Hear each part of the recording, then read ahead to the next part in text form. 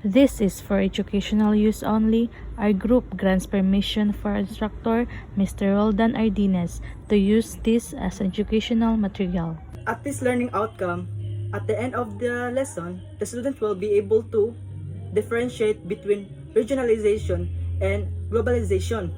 The second one is to identify the factors leading to a greater integration of the Asian region.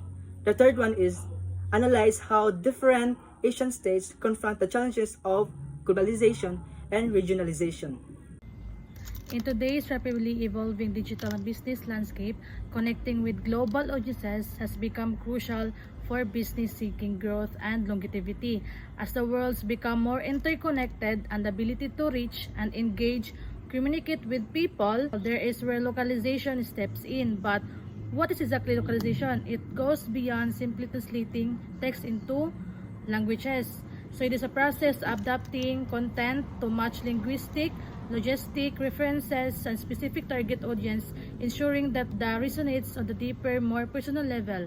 Localization is the strategic adoption or content excluding websites, software, products, and media of specific local or region. Their goal is to feel natural and more relevant. There is a common misconception is that localization and translation are the same. However, translation refers to the converting text into one language to another, while localization goes beyond that. It involves adapting the entire user experience, considering not only language but also visuals, symbol, cultural references, and interferences. So, for example, a marketing campaign might be translated word for word, but it might be the target audience due to cultural differences. Localization ensures that the content is not linguistically accurate but culturally appropriate also. There are 5 key elements of globalization. So the first key element of globalization is the language adaptation.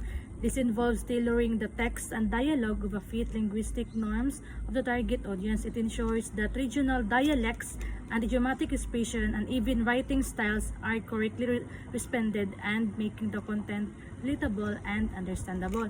The second is the cultural. So cultural preferences vary widely across the globe.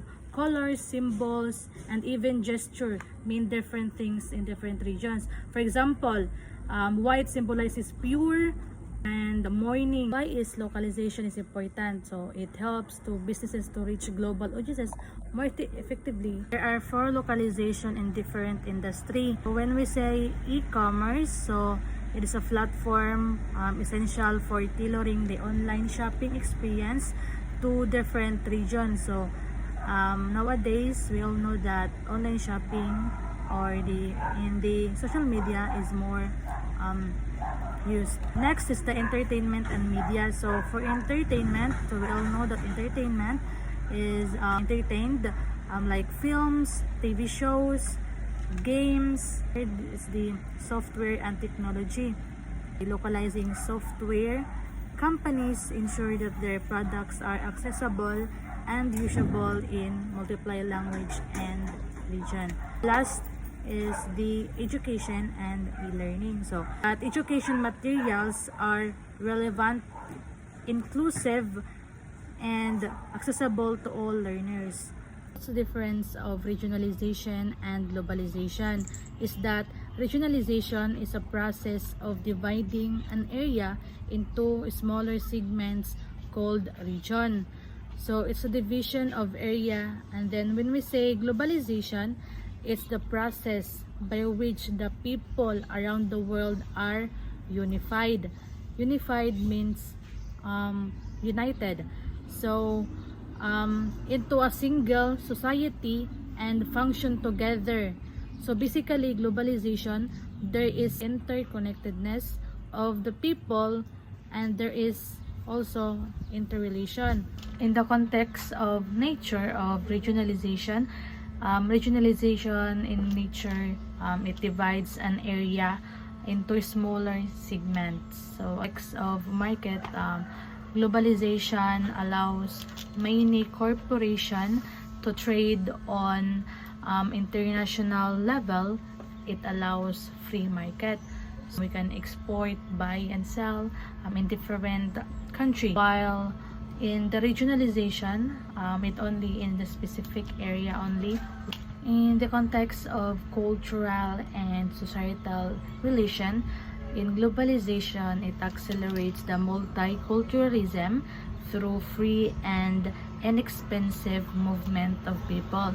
So we call the movement of people by migration. So Asian regionalism. So when we say Asian regionalism, it's a product of economic interaction between Asian countries. So Asian countries like Korean, Japan, Singapore, etc. So it's not on political planning, but rather it's an economic interaction between Asian countries. When we say Asia, of course, we are referring to the people from Asias. Like me, I am from Philippines, so I am considered into Asia people. So why there is Asian regionalism? Asian regionalism exists due to increasing economic interdependence fueled by trade investment and shared financial system, creating a need for cooperation. It's also a response to globalization tool for collective bargaining on the global stage. It's a way to manage shared challenges like national crimes and energy needs. While economic factors are primary, cultural communities and geographic proximity also form a foundation for collaboration. So, the example of regionalisms are the European Union. It is a prime example of successful regional organization that promotes economic integration, political cooperation, and shared policies among its member states. The second one is the African Union, the AU, an organization dedicated to fostering unity and cooperation among African nations for every various social, economic, and political purposes. The third one is the Association of Southeast Asian Nations, the ASEAN, a key regional organization in Asia focused on promoting economic growth. Regionalism in the Philippines is the Philippines regionalism manifests in both political and social dimensions driven by the country's archipelagic geography and diverse cultural linguistic groups. So here are the countries in archipelagic. The nature has formed a sense of local regionalism where close-knit provinces are grouped within a region. The Philippines has 18 regions, although separated by the regions in the sense of nationalism. Filipino citizen remains true as to recognize oneself as part of a nation state.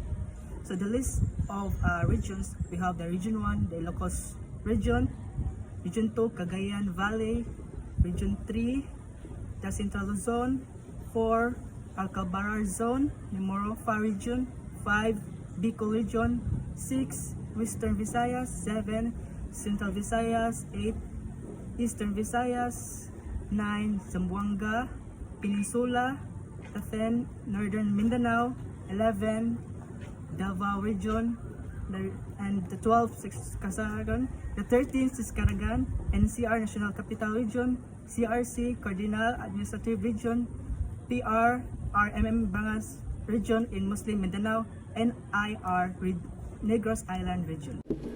So what is the difference between regionalism and globalization? Well, for regionalism, by the word itself, region, it is mainly only about countries within the same geographic region. And this works by only a specific region cooperates to strengthen political and economic and cultural ties. They focus on shared identity and security development within that specific region only. While on globalization, on the other hand, is worldwide. Meaning it's the whole world, worldwide, connecting countries, every countries across the world through trades, technology, communication, culture, and finance. So, what are the key factors leading to greater integration of the ASEAN region? So, basically, one of the key factors that led to this great integration is the economic independence. Asian countries, the Asian economy, rely on each other for trade and investment and supply. They have enough supply chain. They have enough resources to improvise and improve localized region economy. Another key factor for this is also cultural and historical ties, as with shared traditions, religions, and stories. As most likely they have nearly the same traditions, they create a sense of unity, thus fostering more greater integration within the Asian region. And lastly, they did create groups such as groups like ASEAN, wherein ASEAN countries are mainly only Asian region, which are the Philippines, Singapore, Indonesia, and Malaysia, and many more. So, how does different Asian states confront the challenges of globalization and regionalism? So, mainly in general, Asian states deal with challenges by protecting local industries, culture, strengthening regional alliances, negotiating trade agreements, and adopting technologies to stay competitive. And an example for this would be, say for example, China. They balance globalization by being the world's factory, while at the same time they still promote its own regional initiatives. The advantage and disadvantage of regionalism. First, the advantage, economic integration. The disadvantage, unequal distribution of benefits. Second, the advantage, political cooperation and stability. The disadvantage, loss of national sovereignty. Third, the advantage, cultural exchange and solidarity. The disadvantage, internal conflicts, historical tensions.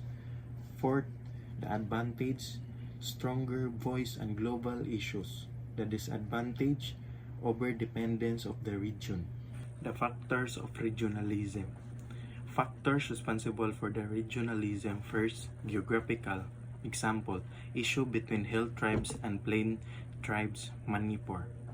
Second, historical regional. Culture closely linked to the historical of the region. Third, cultural factors. Example, North-South language issues, discrimination faced by people from the north to east. Fourth, political administrative factors. Sense of the discrimination. Example, demand for separate state of Telenogia. Fifth, ethnic factors. Example, Naga demand for the separate state. So in new regionalism, export orientation, integration into world economy. Export orientation is a strategy where a country focuses on producing goods and services for export market, deeply integrating its economy into the global economic growth. So the second one is market allocation of the resources, private sector driven. So it refers to the distribution of goods, services, and factors of production. Now, let's talk about old regionalism. Withdrawal from world economy. Withdrawal economy can range the partial disengagement to complete isolation.